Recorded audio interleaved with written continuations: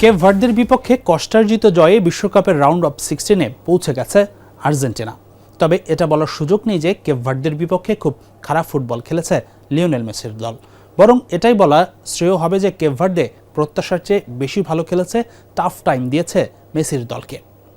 তবে এটাও মেনে নিতে হবে যে এই ম্যাচে আর্জেন্টিনার বেশ কিছু দুর্বলতা চোখে আঙুল দিয়ে দেখিয়ে দিয়েছে কেপ ভার্দে। পুরো ম্যাচেই এমন গোমরা মুখেই ছিলেন কোচ স্কালোনি। তাই তো নিশ্চিতভাবেই এই ম্যাচ থেকে শিক্ষা নিয়ে সামনের ম্যাচগুলোতে আরও শক্ত গেম প্ল্যান সাজাবে টিম আর্জেন্টিনা। আর্জেন্টিনার যে সমস্যাগুলো চোখে পড়েছে তার মধ্যে অন্যতম প্রধানটি হচ্ছে দলটির ডিফেন্স। কেপ ভার্দের প্রথম গোলটি দেখুন। নাম্বার গেমে অনেকটা পিছিয়ে থাকলেও আর্জেন্টিনা ডিফেন্ডারদের দুর্বলতার সুযোগ নিয়ে দারুণ এক গোল আদায় করে নিয়েছিল কেপ ভার্দে। শুধু এই ম্যাচেই নয়, সবশেষ ম্যাচে জর্ডানের বিপক্ষেও কাউন্টার অ্যাটাক থেকে একটা গোল হজম করে বসেছিল আর্জেন্টিনা। এখন সমস্যাটা কোথায় হচ্ছে? আর্জেন্টিনা আক্রমণাত্মক ফুটবল খেলে থাকে, সেজন্যই দলের দুই ফুল ব্যাক মলিনা এবং ফাকিন্দো মেদিনা প্রায়শই আক্রমণে উঠে যান প্রতিপক্ষের রক্ষণডেরার কাছাকাছি। কিন্তু তারা দ্রুত বারবার ফিরতে ফিরতে ক্লান্ত হয়ে যাচ্ছেন। সেই ক্লান্তির কারণেই তারা বেশি অফেন্সিভ হতে গিয়ে ডিফেন্সটা ঠিকমতো সামলাতে পারছেন না মাঝে মাঝে, বিশেষ করে যখন আক্রমণটা হচ্ছে খুব দ্রুত গতিতে, সে সময় বিপত্তির কারণ হয়ে দাঁড়াচ্ছে। কেপ ভার্দে আর্জেন্টিনার ফুটবলারদের খুব টাফ টাইম দিয়েছে, ফিজিক্যালি চ্যালেঞ্জ করেছে। তাই তো এই ম্যাচে দলের ফুটবলারদের ফিটনেসের ঘাটতিটা কিন্তু চোখে পড়েছে। দ্বিতীয়ার্ধের শেষ ভাগে বেশ কিছু আর্জেন্টাইন ফুটবলার বারবার ক্র্যাম্পের শিকার হচ্ছিলেন। আর্জেন্টিনা 9 জন ইনজুর্ড ফুটবলার নিয়ে যে বিশ্বকাপ ক্যাম্পেইনে এসেছিল সেটার প্রমাণ মিলেছে এই ম্যাচে। তো নিশ্চিতভাবেই ফিটনেসে আরও মনোযোগী হতে হবে বা উন্নতির প্রয়োজন আছে। বিশেষ করে ফিজিক্যালি চ্যালেঞ্জ ম্যাচগুলোতে 90 মিনিট খেলার জন্য যেই ফুটবলারগুলো উপযোগী নয়, তাদের সঠিক সময়ে সাবস্টিটিউট করে এই সমস্যার সমাধান করা যায়। নিশ্চিতভাবে স্কালোনির নজরে পড়েছে ইস্যুটি। আলজেরিয়া ও জর্ডানের বিপক্ষে ম্যাচে অনায়াসেই জয় পেয়েছিল আর্জেন্টিনা। কোনো ধরনের স্ট্রাগলই করতে হয়নি দলটিকে। কিন্তু অস্ট্রিয়া কিছুটা কঠিন পরীক্ষা নিয়েছিল, আর কেপ ভার্দে তো কতটা কঠিন পরীক্ষা নিয়েছে সেটা তো সবাই দেখেছেন। এর কারণটা কি? কেন এই দুই দল আর্জেন্টিনার কঠিন পরীক্ষা নিল, আবার কেন দুই দলের বিপক্ষে দাপট দেখে সহজেই জয় পেল? এর মূল কারণটা হলো গতি এবং পেস।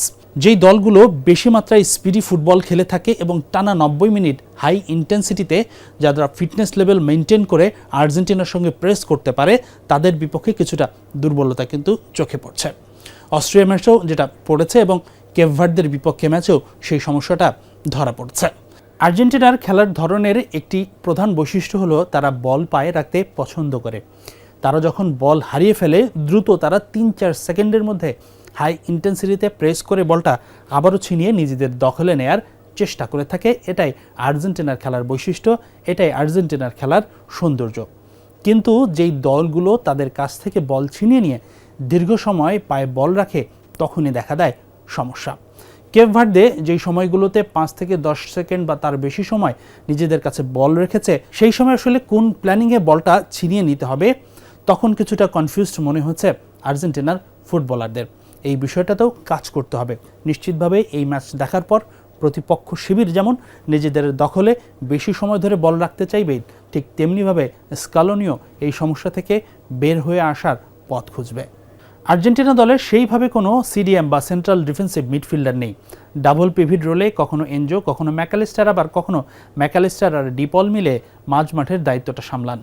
কিন্তু যখন ডিপল এবং এনজো কিছুটা আক্রমণে চলে যায়, তখন লোনলি ম্যাকালিস্টার একটু স্ট্রাগল করছে, কেননা ম্যাকালিস্টারের ফর্মটা এই মৌসুম থেকেই ভালো যাচ্ছে না। লিভারপুলের হয়ে সবশেষ মৌসুমটায় প্রত্যাশিত পারফরমেন্স তিনি করতে পারেনি। আর্জেন্টিনার হয়ে বিশ্বকাপের চতুর্থ ম্যাচেও এখন পর্যন্ত সেরা ম্যাকালিস্টারকে দেখা যায়নি। এই সমস্যাগুলো বলার অর্থ এই নয় যে আর্জেন্টিনা খুব খারাপ করছে বা খারাপ ফুটবল খেলেছে কেপ ভার্দের বিপক্ষে ম্যাচে। তবে ছোট ছোট এই সমস্যাগুলো চোখে পড়েছে। প্রতিটা দলেরই একটা ওয়েক আপ কল দরকার হয়, ওয়েক আপ ম্যাচ দরকার হয়। ঠিক যেমনটা 2022 বিশ্বকাপের সৌদি আরবের বিপক্ষে হারার পর ওয়েক আপ কল পেয়ে আর্জেন্টিনা নিজেদের গুছিয়ে নিয়ে শেষ পর্যন্ত ট্রফিটা ঘরে নিয়ে গিয়েছিল। এই ম্যাচ থেকে শিক্ষা নিয়ে ঠিক একইভাবে দারুণ প্রতাপে লম্বা পরিকল্পনায় চ্যাম্পিয়নশিপের জন্য এগিয়ে যেতে পারে আর্জেন্টিনা। হাসিনুর রহমান, যমুনা স্পোর্টস।